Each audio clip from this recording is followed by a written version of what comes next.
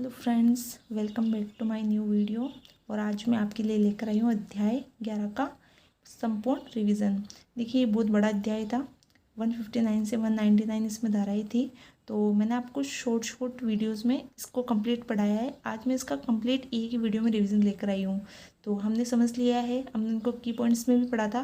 तो आज उन्हीं की पॉइंट्स का मैं एक रिवीजन लेकर आई हूँ आपके लिए। ठीक है, तो चलिए बिना देरी किए जल्दी से स्टार्ट करते हैं।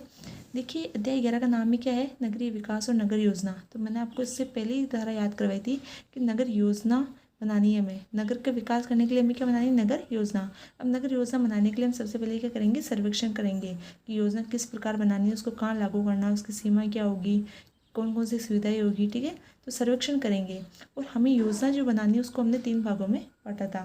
मैंने बताया था ना, 3 प्रकार की योजना होती है। सबसे बड़ी योजना जो होती है मास्टर विकास योजना होती है, और उसके बाद में मैंने निष्पादन योजना जो 5 वर्ष की होती है और 1 वर्षीय वार्षिक योजना बताई थी। तो मास्टर विकास योजना और अन्य योजनाओं में हमने 3 प्रकार की योजनाएं देखी। फिर उसके बाद मैंने आपको याद करवाया था कि सर्वेक्षण हमने कर लिया। फिर हम क्या करेंगे? योजना बनाएंगे और उसको मंजूरी दिलाएंगे। मंजूरी दिलाने के बाद हम योजना को लागू कर देंगे। लागू करने के बाद अगर उसमें कुछ संशोधन करना होगा तो वो संशोधन करेंगे और फिर योजना का क्रियान्वयन कर देंगे।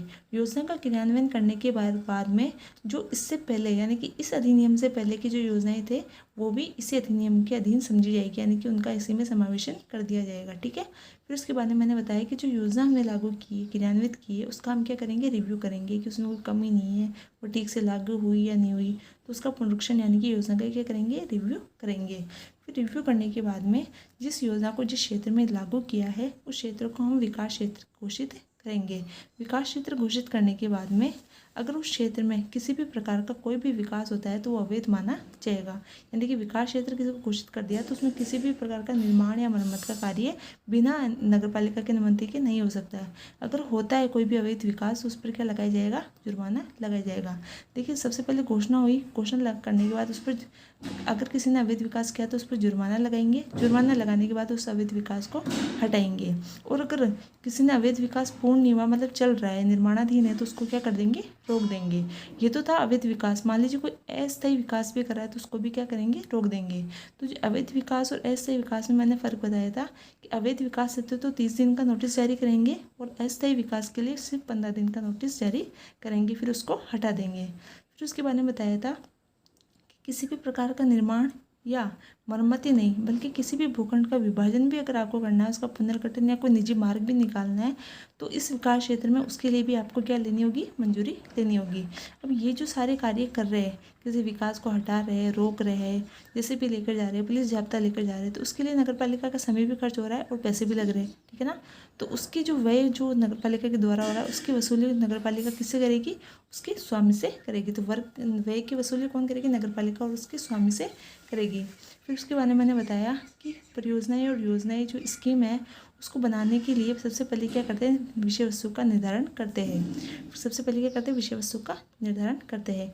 फिर योजनाएं और स्कीम बनाने की तैयारी करते हैं। फिर उन योजनाओं जो स्कीम है उसके अंदर सीएमओ क्या करता है? पुनर्विकास स्कीम बनाता है, यानी कि उसके अंदर किसी प्रकार का संशोधन या कुछ चीज़ ऐड कर पुनर्विकास स्कीम बनाता है। उस स्कीम को फिर क्या करता है? अनुमोदन के लिए नगरपालिका के समक्ष प्रस्तुत करता है। फिर नगरपालिका के समक्ष प्रस्तुत करने के बाद में स्कीम की घोषणा करते हैं और स्कीम की घोषणा के बाद में उस पर किसी भी प्रकार का सेम वही 167 वाली बात कि किसी भी प्रकार का अवैध विकास अगर उसके ऊपर किया गया तो उस पर जुर्माना लगाया जाएगा। तो स्कीम की घोषणा होने के बाद उस भूमि पर किसी भी प्रकार का उपयोग प्रतिबंधित कर दिया जाएगा। अगर स्कीम 2 वर्ष के अंदर लागू नहीं होती है तो वो क्या हो जाएगी? लैप्स हो जाएगी, यानी कि वो समाप्त हो जाएगी। और अगर स्कीम में किसी भी प्रकार के परिवर्तन की आवश्यकता हो तो परिवर्तन करेंगे, और अगर वो स्कीम किसी कार्य की नहीं है तो उसको रद्द भी घोषित किया जा सकता है। ठीक है, फिर मैंने बताया कि स्कीम बनाने के लिए सरकार क्या कह सकती है? नगरपालिका को, और नगरपालिका स्वयं भी चाहे तो स्कीम बनाने और उसको क्रियान्वित करने के लिए स्वतंत्र है। ठीक है, और भूमि उपयोग परिवर्तन यानी कि भूमि के उपयोग में परिवर्तन करना है तो उस पर भी इसके तहत क्या लगाया गया? प्रतिबंध लगाया गया। यानी कि उसमें किसी प्रकार के निर्माण पर तो प्रतिबंध नहीं लगाया गया, लेकिन भूमि उपयोग में परिवर्तन करने पर भी क्या लगाया गया? प्रतिबंध लगाया गया है। उसके बाद में मैंने आपको याद करवाया था 183, 3 से याद रखना था, लाइन और यहाँ पर भी 3 अक्षर। ठीक है, तो मैंने आपको याद करवाया था कि सार्वजनिक मार्ग की एक नियमित लाइन तय करती है नगरपालिका, और उस नियमित लाइन के अनुसार ही सारा कार्य किया जाता है, ठीक है। उस नियमित लाइन जो होती है उस पर अगर किसी प्रकार का कोई अतिक्रमण किया जाता है तो उसको जुर्माना लगाया जाता है। उसके अलावा नगर पालिका चाहे तो भूमिगत उपयोग हेतु भी मार्ग ले सकती है। तो भूमिगत उपयोग हेतु मार्ग का निर्धारण भी नगर पालिका करती है। और उस भूमिगत मार्ग का नक्शा कौन तैयार करता है? सीएमओ तैयार करता है और उसको गुप्त रखता है, ठीक है। इसके अलावा मैंने बताया कि ये तो सार्वजनिक मार्ग और भूमिगत मार्ग हो गया। इसके अलावा जो नगर मार्ग है और जो स्टेट हाईवे यानी कि नेशनल हाईवे और स्टेट हाईवे उसके बारे में भी उपबंध किया गया है, ठीक है। फिर उसके बाद मैंने आपको बताया कि मान लीजिए आपके मोहल्ले में कोई उत्सव वगैरह है तो उसके दौरान कोई अस्थायी निर्माण होता है तो उसके दौरान उसकी भी आपको अनुमति नगर पालिका से लेनी होती है। या फिर कोई मार्ग में नाली या फिर कोई मार्ग या फिर कोई परिसर का मरम्मत या निर्माण करवाना होता है तो उसकी मंजूरी भी नगर पालिका से लेनी होती है। बिना अनुमति के आप कोई भी गड्ढा या कास्ट मार्ग में नहीं रख सकते हैं। और उसके अलावा मार्ग के दोनों तरफ एक निश्चित निर्धारित फुटपाथ का निर्माण करने का भी उपबंध है। इसके अलावा जो मार्ग होता है वो तो निर्धारित लाइन थी, इसके अलावा जो मार्ग होता है उसके जो कोने का भवन होता है, यानी कि मैंने आपको बताया ना कि ये मार्ग है, इसके ऊपर जो कोने का भवन होगा उसके बारे में जो उपबंध है वो 191 में है। इसके अलावा मार्ग जो कोने वाला मार्ग है उसकी कोई भी भवन का कोई भी कोना बाहर निकल रहा है या उसका कोई हिस्सा जो निर्धारित लाइन है सार्वजनिक उसके अंदर आ रहा है तो उसको पीछे करना नगर पालिका का कार्य है। इसके अलावा जो कोने वाला भवन है उसकी सतह यानी कि उसकी जो नींव होगी वो कितनी ऊपर होगी, उसकी ऊंचाई क्या होगी, उसकी सीमा क्या होगी, ये भी नगर पालिका के द्वारा निर्धारित की जाती है ताकि वहाँ पर नल निकासी और मल निकासी की व्यवस्था अच्छे से हो सके, ठीक है। फिर मैंने आपको बताया ये तो तीनों जो कोने वाले भवन थे मार्ग के उनकी व्यवस्था थी। इसके अलावा समस्त प्रकार के भवनों की जो संबंधित जो उपबंध है वो भी नगर पालिका के द्वारा निश्चित किए गए हैं 94 के अंदर। 194 में 195 में मैंने बताया कि कोई भी अपार्टमेंट वगैरह बनाते हैं तो उसका रखरखाव कौन करता है? एसोसिएशन करता है। उसकी जिम्मेदारी किसकी होगी? रखरखाव की एसोसिएशन की होगी।